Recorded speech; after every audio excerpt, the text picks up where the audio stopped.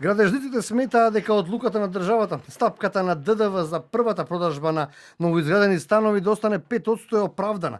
Според Сдруженијето на градежни компании, ова мерка и натаму ќе биде во корист на граѓаните. Сдруженијето ја поздравува и ја смета за оправдана одлуката на Министерството за продолжување на важноста на поовластената стапка од 5% ДДВ за првиот промет на новоизградени станови. Цениме дека оваа одлука во овој момент представува привилегија најмногу на купувачите на стамбените единици. Доколку оваа мерка пред 15 на години беше донесена со примарна цел помош за градежните компании првенствено, денес сметаме дека со незино продолжување најголема корист ќе имаат купувачите на стамбените единици, односно населението.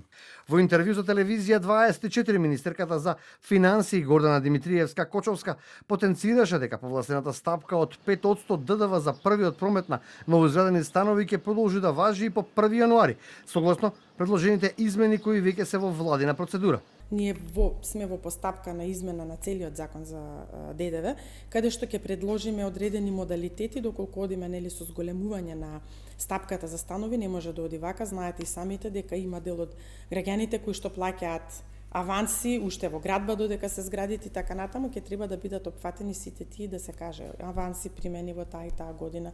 Значи мора да има една цела постапка за да нема оштетени. Сега во моментот нема можност за такво нешто и затоа продолжувањето, односно ќе го продолжиме тој член кој што вели дека стапката од 5% ќе остане иста. Ваквата одлука значи дека становите дополнително нема да поскапат, не барем за 18% колку што би се зголемило ДДВ-то доколку повластената стапка не останеше на 5%. Ставот на градежниците е дека цената за сега може само да се стабилизира, но не и да се намали додека има побарувачка. Цената ќе остане барем на ова ниво што е сега во центарот на Скопје. Новоизграден стан се продава и над 3000 евра за метар квадратен. И гувернерот на Народната банка Трајко Славевски најави мерки за граѓаните кои за прв пат купуваат свој стан.